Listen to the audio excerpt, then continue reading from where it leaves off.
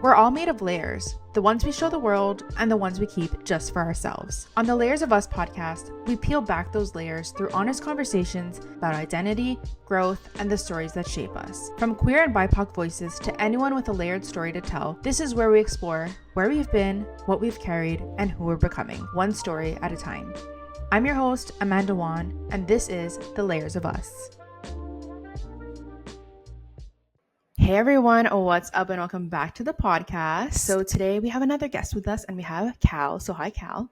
Hi, thanks so much for having me on today. Thanks so much for coming on. Do you want to start off by telling us a little bit about yourself, who you are, your identity, all that fun stuff? Yeah. So actually I was thinking about this going into it, but my name is Cal Campos. My pronouns are they and them. Bit about myself. I am transgender. I am queer, non-binary. I am Filipinx, so Filipino. I'm also an able-bodied person, a settler here in Taicoronto on Turtle Island. I also like to share that I'm neurodivergent. I am an older sibling, a child of immigrants, someone who loves getting out of their comfort zone. I love roller coasters. I went skydiving last summer. If I had the money to, I would totally try to get my license for skydiving. I love poetry. I love the arts. Any way to get the most out of life is really exciting for me. Less importantly, I am also a media producer and a public speaker. And the reason I say that is because I'm trying really hard to decenter money in my life. So that's why I say that last. I'm very passionate about what I do. I'm very privileged to do what I do. And also, I've been on an exploration of who am I in all other aspects of my life as well. I guess alongside work. Yeah. So yeah, that's me. I love that. I love that little description of yourself. I'd love to dive into like your queer and trans identity. Like, how did you realize that you were queer and trans, and how did that journey kind of go for you?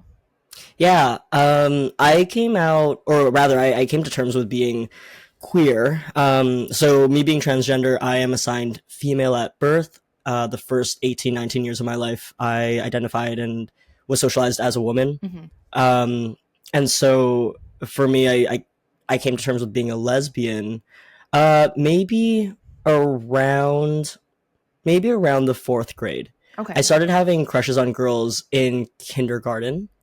And so I knew that I had these really strong feelings towards girls, but I didn't know what they were. And then people started saying, slurs and language. And around grade 4, things started kind of clicking that, oh, I'm different and I need to get rid of this part of myself.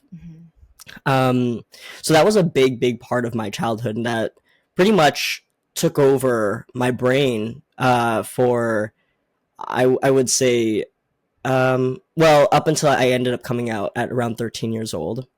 But even then, so contextually, I grew up in a very white community, very religious, conservative community and household.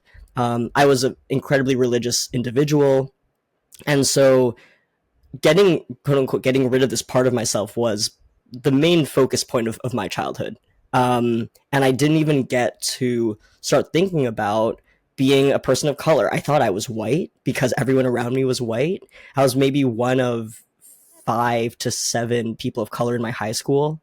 Like being a racialized individual was not even something that I thought about because I was carrying all of this weight with homophobia and navigating how to kind of survive with all of that. So yeah, that's like a really, really quick overview, and I can expand on that. But yeah, I want to try to remember alongside of my queerness where my Filipino-ness kind of falls into that, and it's sometimes hard because it was so almost like erased from so much of my life, and only now in the last few years have I been starting to unpack that a bit more. Yeah.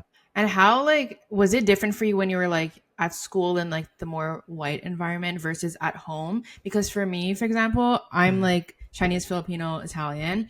So I do have whiteness to me.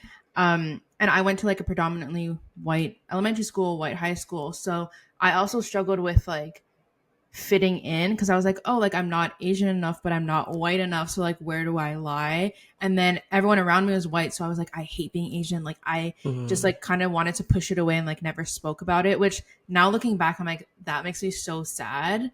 But I'm happy like I'm in a place where now like I'm embracing my Asian identity and everything. But how was it for you? Like, was it different when you were at school versus at home? What was that like? Yeah, thank you for sharing a bit about your experience. I've heard different experiences from Mhm. friends who have mixed backgrounds, Yeah. and that I know that there's like different layers to that.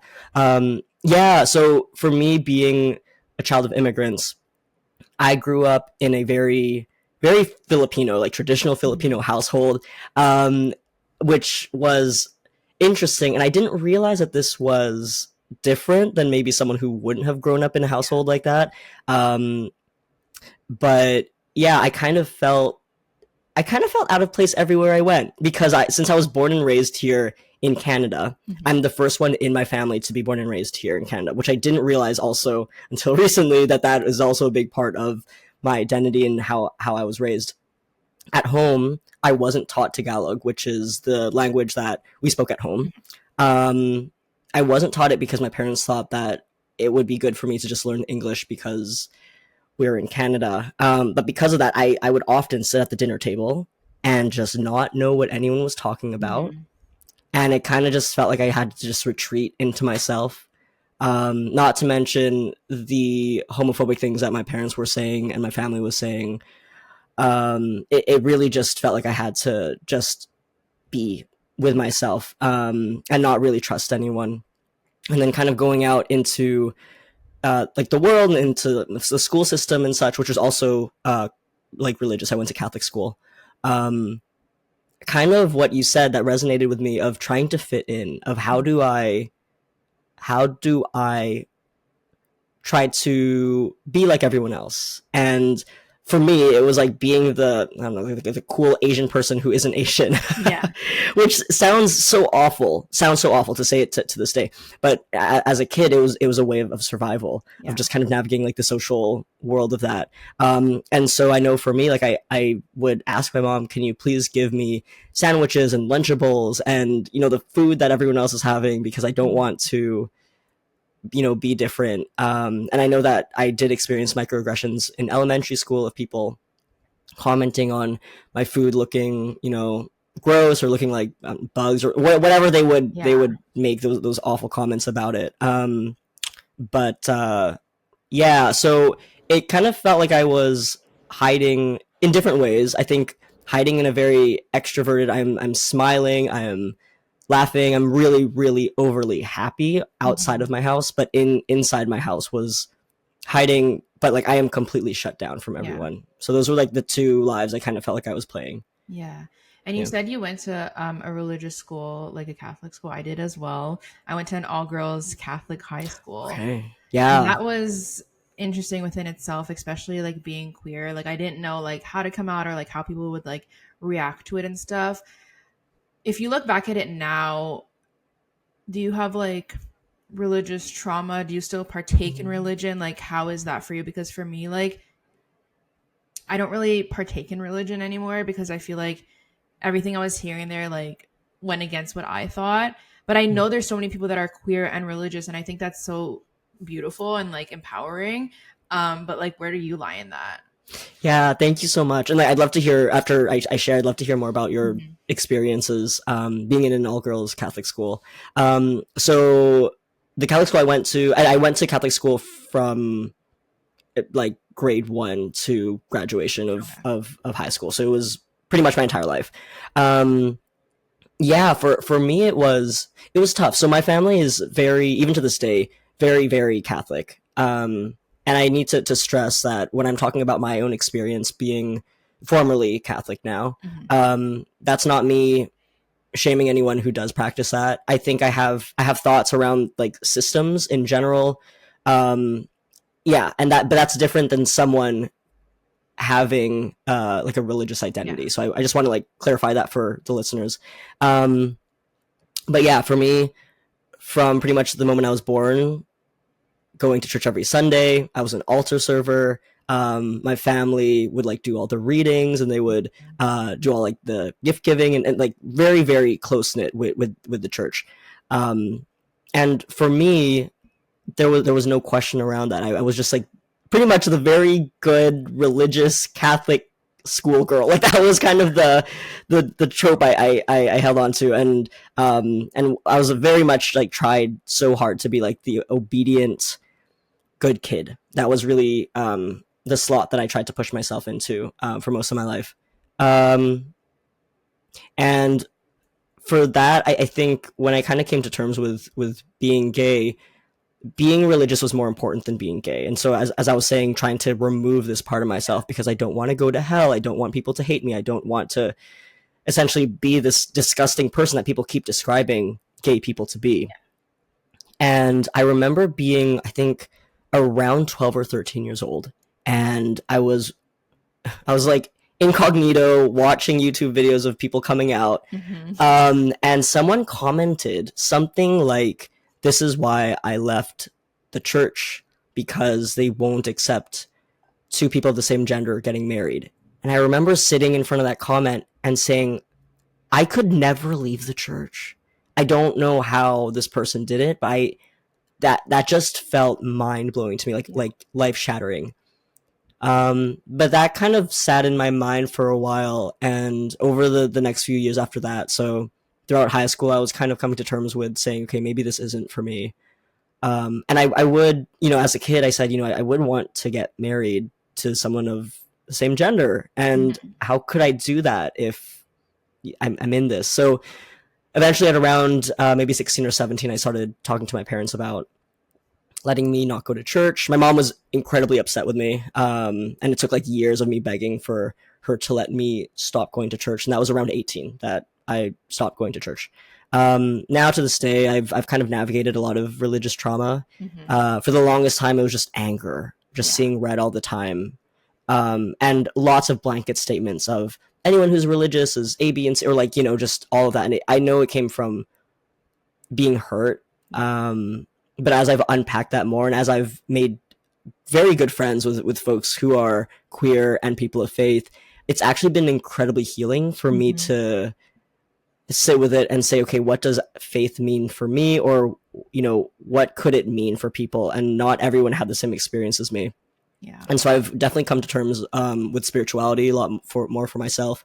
Being able to have a much open mind about different like world religions, and how amazing like lots of them can be, and aspects of them can be, and and just holding space for that. And I've actually made a lot of peace with my inner child. I think if someone had told me it's okay for me to be a person of faith and queer growing up, I think I probably would have stayed. And found my own way in my religion, or some kind of related to faith sort of thing. So so that's me. And I'd love to hear a bit about your experience. I know that you said all girls Catholic school, which has maybe its own implications around it, but what was your experience like with that and religious trauma? It was very interesting going to a school where like I was already going to church on Sundays, and then in school they would talk about like religion and faith and like men and women and all these things. And then we would have like our sex ed classes, which was always like centered around like heteronormative stuff. And I came out as bi when I was 16, but I only told like my close friends at the school, because I was like, I don't know what these people think. And like whenever other people came out, all the girls would like cause drama around it and be like, oh my God, like they like me, type of things like that. So growing up and like trying to like find my queer identity in a space like that was very difficult and confusing. And I think it really made me shy away from being like more open with myself in it. So I came out as bi at 16 to my parents too, which honestly, I was kind of scared to tell them, because they were religious and still are, but not as much anymore. But they surprisingly like took it well, and they didn't really care, which I was like very surprised about. And I wish I like told them earlier, because I feel like I hid so much from them and myself, because I was scared of like, you always hear the stories like, oh, like parents kicked their kids out and things like that. And I was like, oh my God, my parents are going to kick me out. Things like that. And then recently I came out as lesbian last year, and like they still don't care. So I'm very grateful for that, because I know not everyone's experience is like that. But yeah, religious trauma is very much still there. And like, even nowadays, I don't really go to church. I'll only go if like I have to, or like for a wedding or something like that. And even though like I still sit there and I just feel like not at ease or like kind of uncomfortable whenever I'm there. And I'm trying to like work around that. And I think it's more like still like me resorting back to like going to church and always hearing like marriage is between men and women. If you don't do that, like it's a sin, you're gonna go to hell and things like that. And like whenever I'm sitting there, I always think about like, oh, these people think I'm going to hell. Like these people think this and that. When like I don't actually know what everyone there is thinking, but I think it's just like an internalized thing now. That's a really yeah, what you said there of, I guess, like the mind reading of other people is a really really interesting thing. And it's just interesting how, I guess, these things shape the lens that we look through the world. Yeah.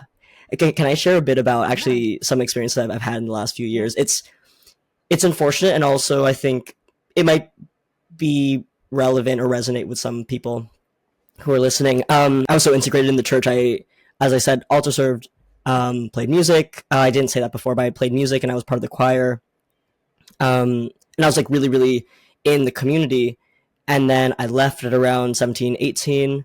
And my family kept going. I have a younger sibling who is currently 15. So we are 13 years apart.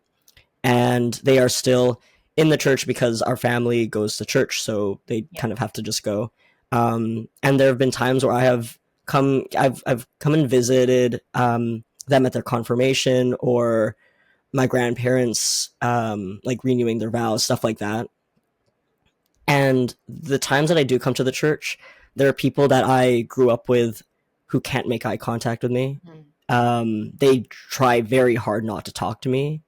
And it is really, really difficult because I'm trying so hard to unpack and unlearn the idea that if someone is of a certain religion, that they are going to dislike me. But when I see stuff like that, it's really hard. Again, that's not me saying that there's like a blanket statement around that or anything of that sort, but it is really, really like heartbreaking. And I've had to sit with that. I'd like to say that it doesn't bother me. For the most part, it doesn't, but it still sucks. So yeah, I've definitely experienced that, and I've also experienced other folks being really excited to see me and like re-meet me as Cal, which is cool.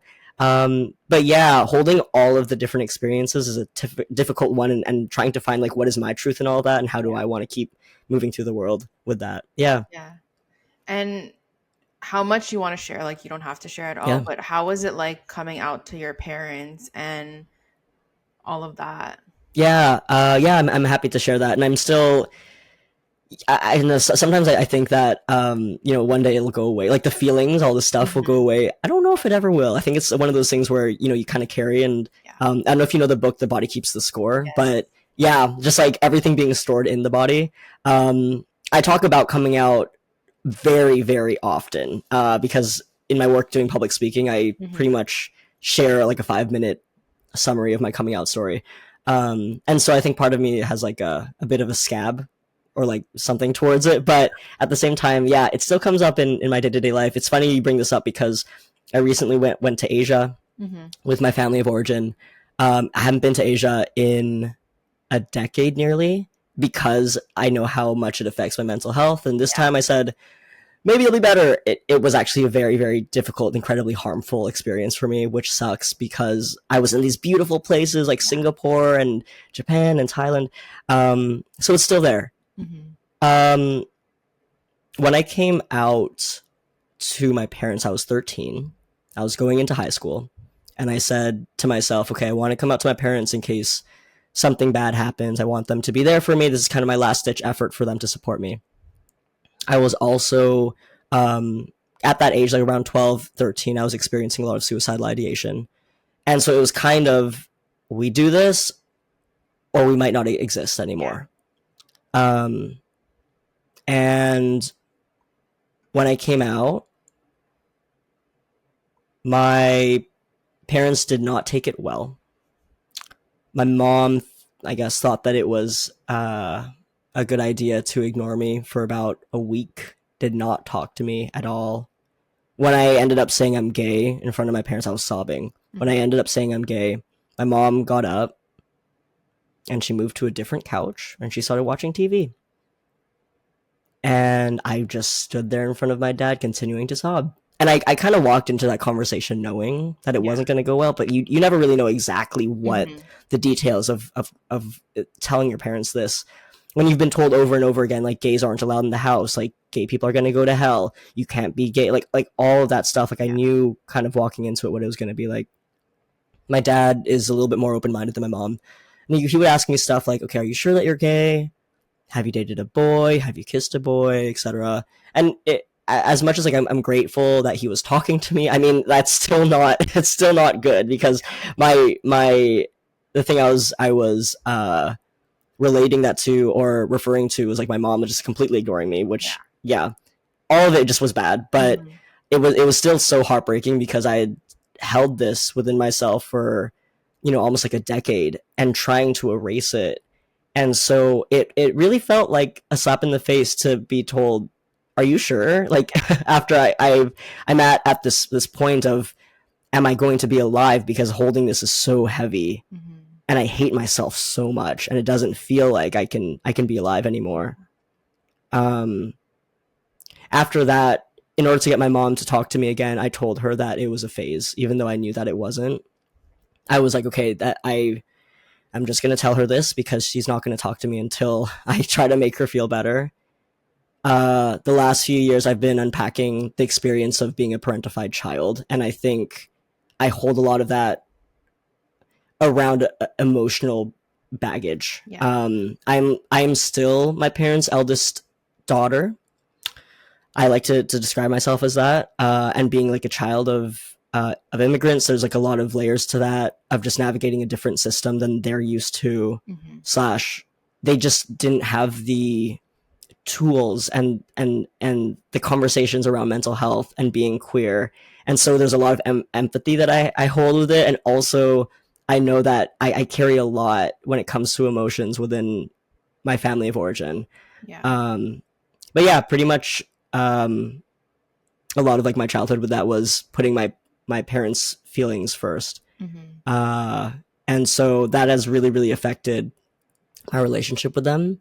There have been times where I've wanted to cut them off / they were like threatening to cut me off. The big thing that has really kept me within my the system of my family of origin is my sibling.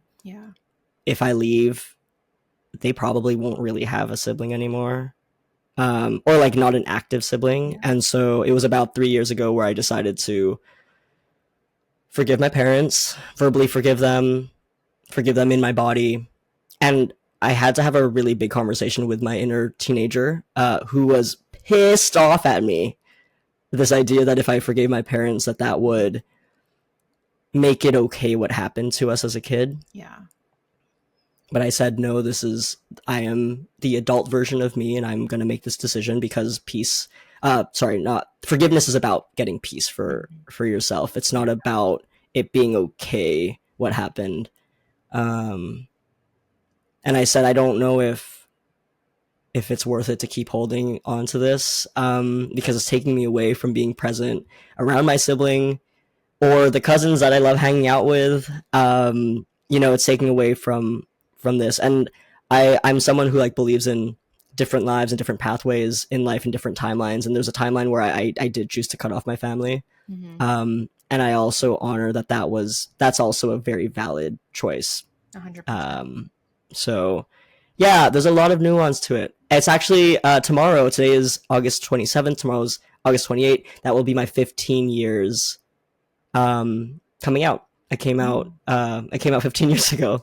So yeah, thanks for listening to the nuances of that. Yeah. Was it, so when you came out as gay, queer to them, that was that. What about coming out as trans? Like, was that similar experience? I came out as trans when I was I think I was 19. 18, 19. But I think I came out publicly at 19. At that point, I was in university. I was pretty much out of the house as much as possible because I just didn't want to be in my household. I still like lived there, but I was couch surfing / hanging out with my friends and partner at the time. And when I came out to my parents, I think it was less worrisome for them because they didn't understand what I was saying. I said, I'm non-binary, I'm not a man, I'm not a woman. And they're like, okay. And they just didn't get it. And I think at that point I wasn't sure, did I want to go on hormones? Did I want top surgery? Like, what did that look like in terms of outward expression? And so that, again, there was kind of like, okay, like you can be whatever you want, just like don't change yourself. I think that was like the vibe I got from my parents. So when I started, expressing myself differently, I remember like trying on like my dad's sweaters and stuff like that. My mom got really upset and she's like, is this who you want to be? And it was such an odd experience because I still felt like I was myself, but I think for my mom, I think there was a lot of grief there, and I want to hold empathy for that. Of course, I hold a lot of different parts of it with a lot of space, but I can certainly empathize with imagining a certain life for your child, for your daughter, and then it being taken away. I can totally empathize with that, and so I'm sure she was just navigating grief the best she possibly could. I went on hormones without asking my parents. I said, I'm an adult, I can do whatever I want. And over time, I think they started understanding a little bit more, maybe. I think I have a lot of privilege being someone who is very palatable to look at in society. I remember when I started having passing privilege, or what I call conforming privilege, like my family members would be like, you're so pogi or guapo, like being like handsome and good looking. And as much as like, thanks. On the other hand, I wonder, would you still compliment me if I didn't look the way that I look? Would you honor me the way that I am because I am me, not because I look like how you want me to look? 100%. So there's, holding all that too. It was around the time when I came out as trans. My sibling was also kind of young. So if I was 19, my sibling would have been around, I think, 6-ish. If my math is correct. But I remember my mom saying, can you still use your dead name with your sibling? Like, can you still like go by that? And I said, no, I'm Cal. I'm not doing that. And I'm not pretending to be my sibling's sister because that's not who I am. I remember my mom and I fighting all the time over that. But I held my ground with it. And my sibling has never had a problem with my pronouns, with my name, with my identity ever. They are such a great kid. They identify as queer as well, and like different identities, but I don't think it's like my place to comment on that. I think they're very open about it, but yeah, they're just such a great supporter, and like anytime that someone does misgender me, like they're the first person to get on that. So I love them a lot. I'm really, really grateful for them. Yeah. I love that for you. Thank you. Going off that, community is such an important thing, and I think when you don't feel like you fit into a certain place or with a certain group of people, it can be hard to just be like your authentic self and like feel comfortable with yourself. So when you were going through all this, how did you kind of find your own community, especially as you were saying, you didn't really feel like you fit in with like the Filipino culture and all that at the time. So how did you find your own community? Yeah. I'll talk a little bit about like the queerness of it, but then I'll talk about navigating being Filipino as an adult. For me, the main community that I had growing up was online. I was on Tumblr. Yes, Tumblr. Were you ever in like the Tumblr lesbian scene? Oh my god, yes. I was in like all of the different scenes. That's how honestly, I owe Tumblr a lot to my identity because I feel like I found out so many things that like I don't think I would have ever found out. Even like Twitter and stuff. Like I think that's how I really found out like different queer stuff because no one was telling me about it in real life, so I had to go online and find it. Oh my gosh, okay, I love this. Okay, I feel like I could talk about that forever, so I want to be mindful of time.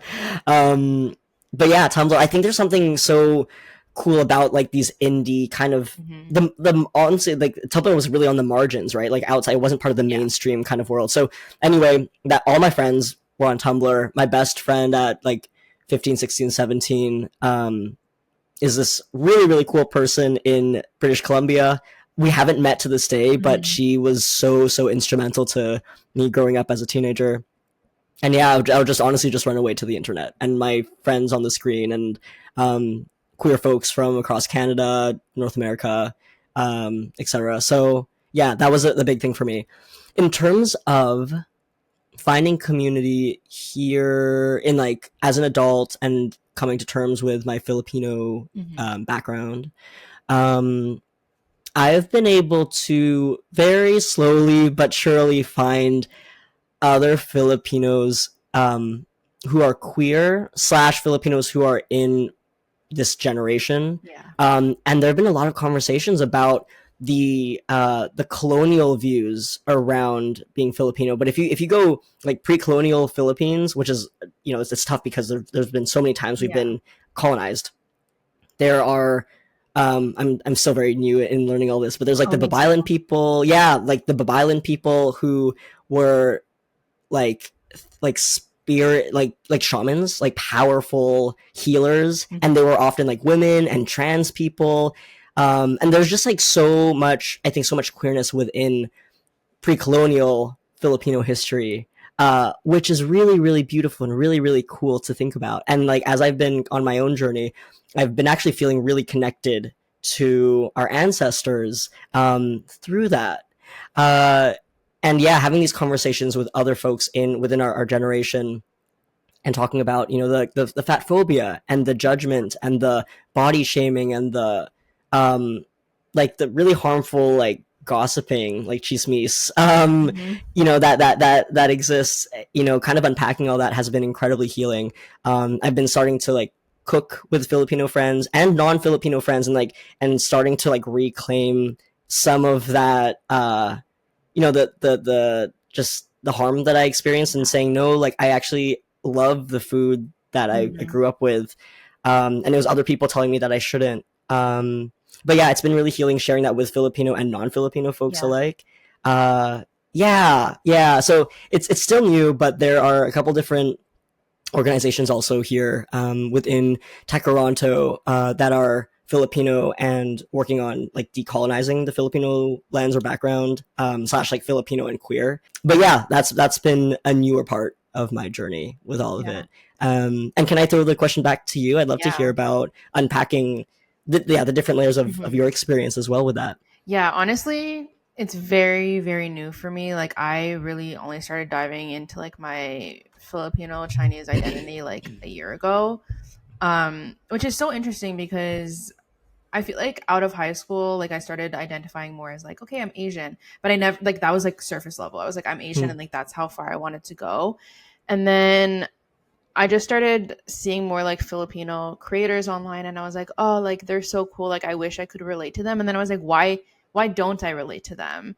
And I feel like it's so tough for me too because I'm like, okay, like I'm not just Filipino. Like I'm Filipino and Chinese, and those are two different type of Asians.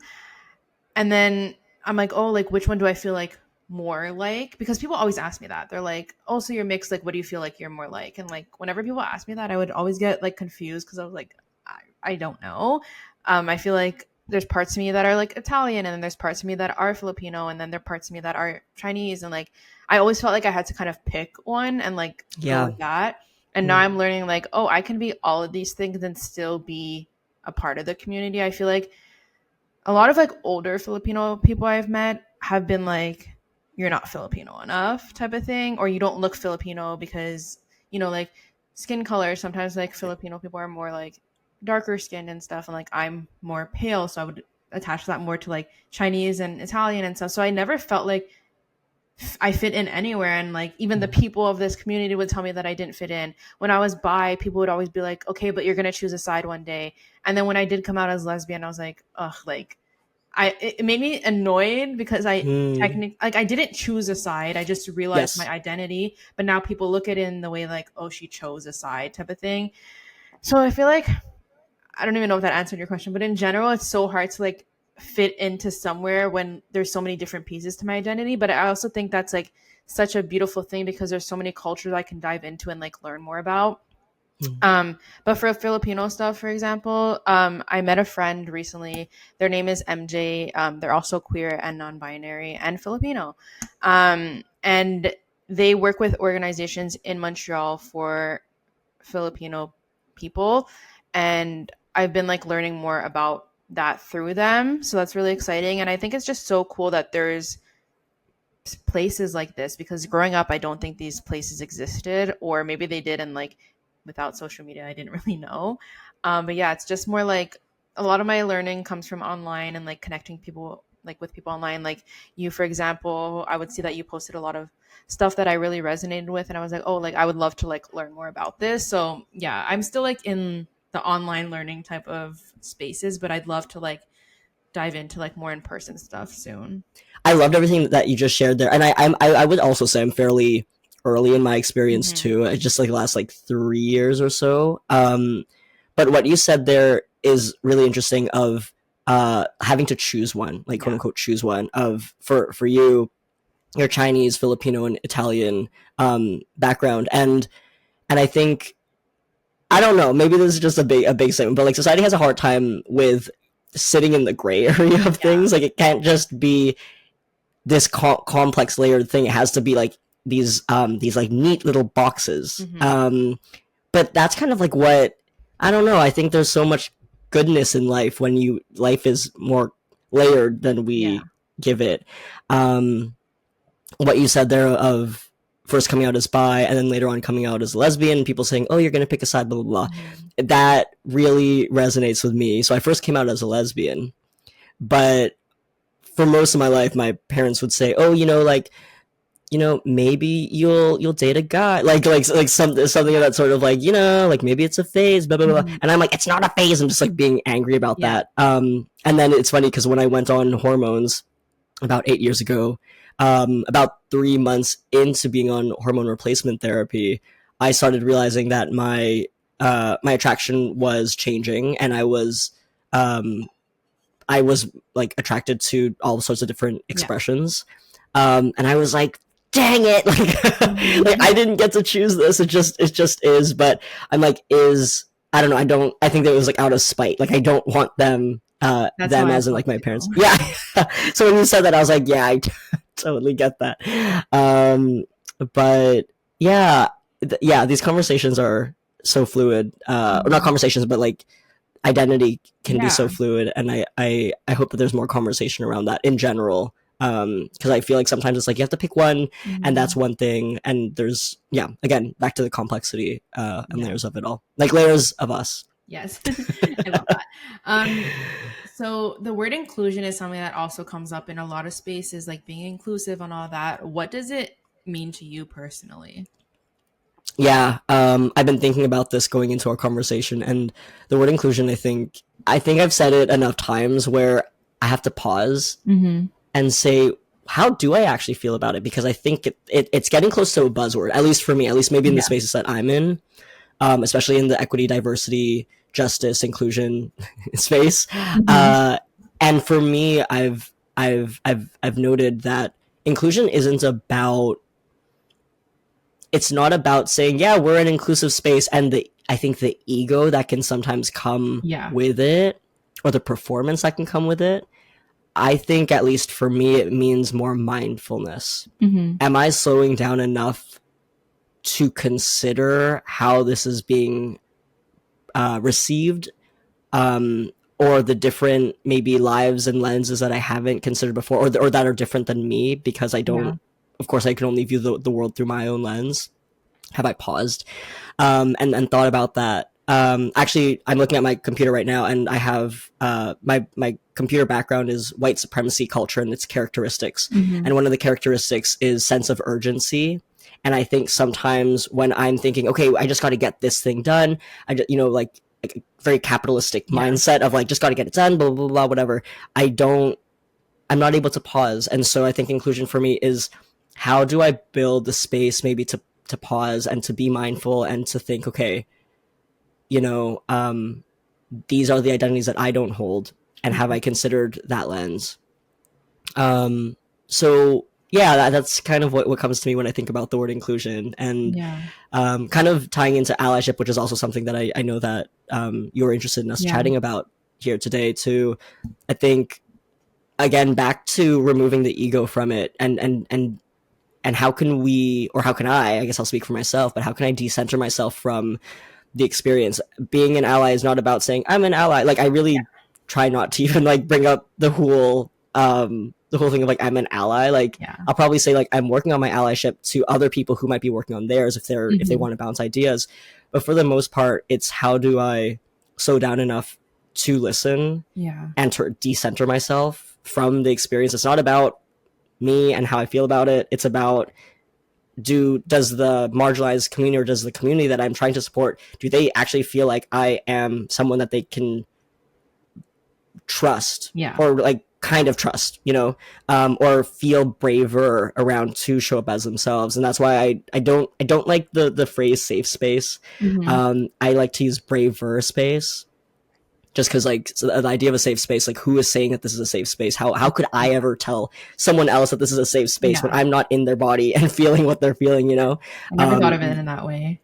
Yeah, it's been something that I've been like learning more about in the last like 5-ish years. But yeah, especially when we're saying safe space, I feel like sometimes it can be like if it's a white person telling a black person this is a safe space, it's like, that is, who are you to say, and so same with myself telling someone who's someone who has like a physical disability this is a safe space. Like, how could I, exactly. It's up to them to say, yeah, like, this you can is, say it's a safe space for yourself, but you can't say it for other people. If that absolutely. And so I think the idea of like braver spaces is, how can I do my absolute best to, hopefully invite someone in enough for them to feel brave. Yeah. But at the end of the day, I think it's also acknowledging that it's not going to be perfect 100%. ever for anyone, I don't think, and how can I try to unpack the shame of that? There have been times where I have, really hurt people because I was doing the best I can and it wasn't enough, and I totally own that. And I remember having a lot of shame of it, of being like, should I not even try it ever again? But I think, how can I again like decenter myself and say, okay, it's not about the shame, and I can hold space for that and validate that. And also, if I let shame stop me from learning from this, I'm not going to become a better person. Yeah. And so how can I take that and just do better? And like, and it sucks. And how do we do better from it? Yeah. So yeah, those are the things that have been coming up around those ideas. Yeah. Thanks for sharing that. And also, like, if someone's listening to this right now and they want to like include more like equity or inclusion within their own work or their own platforms or whatever it may be, what advice do you have for them? Yeah, I really appreciate that question. I think it starts with ourselves. I think, again, back to asking yourself, like, is this because I want to hop on the train of being an inclusive space, or is it because you actually want to do the work on yourself? And it's not easy work. It is. There's this quote where it goes something like, being an ally is not comfortable because you are aligning yourself with people who are not comfortable. And so, yeah, really removing yourself from the situation and just listening and not getting defensive. And if you are getting defensive, like poking at that and being like, why am I being defensive right now? I think it starts with yourself, and then from there kind of building on it. But it's not a destination. Every single day I'm learning something different, and I'm so grateful for that. And I'm not trying to get to a certain version of myself that like knows everything, because I'm not going to get there. It's just doing better and listening and attending spaces where people are talking about this and people are talking about their lived experience, and over time kind of building more and more understanding. It's a very like layered sort of thing For sure. But that's what I would say. Yeah, no, I agree. I think like having conversations like this too, like, opens up like every single guest I've had on so far, I've learned something that like I didn't know before. And I think that's like so fun and so beautiful. And I'm like, okay, like if I'm learning something, I'm sure there's at least one other person out there that's going to listen to this and like learn something as well. And I think it's important to like listen to other people. And like you said, like listen to other people's lived experiences and hold space for that and like be open to it. I think that's very important. Absolutely. Yeah. Thank you. So the last question I have for you is, since the podcast is called The Layers of Us, what layer would you like to kind of pull back and learn more about yourself in the upcoming year? Great question. When I read this, I was like, oh, that's such a great question. Something that I've learned about myself, as we've talked about in Mm-hmm. this podcast, is that I've definitely learned as a child that I couldn't trust anyone except myself. And so in this last year, I've been navigating, in full transparency, some really difficult things around my mental health. Mm-hmm. And it's gotten to a point where I'm like very slowly letting my chosen family and my most closest people in. Yeah. And I want to, start poking at and kind of unpacking what it's like to trust people again. Yeah. Um, I For the longest time I thought I was a really open person, and I think I still am. And also, like, I actually hold my cards really close to my chest, I think, and I didn't even ever really get to be honest with myself about that. So yeah, the idea around trust, that's the layer that I want to unpack and look at Mm-hmm. more in the next year. I love that. I actually am similar with that. In different ways, I think trusting other people is hard for me. And I always, I think like from growing up, I always think like people are going to like abandon me and stuff. So I like never trust that people will stay because of experiences. So I'm also in Mm-hmm. that boat right now. So we can Hear go through that? that together. Yes, I get that. Like, the abandonment stuff is Yeah. like, so big for me too. Yeah. Yes. Oh, that's all I had for you today. So thank you so much again for coming on and being so open and sharing everything. Before you leave, do you want to shout out any of your socials where people can find you, where they can follow along on your journey? Yeah, my website is calvincampos.com. So that is CalvinCampos.com. My Instagram is at calvin.campos. To be honest, I'm not on there too much. I'll post, but I have a 15-minute timer on Mm-hmm. my That's phone. So important.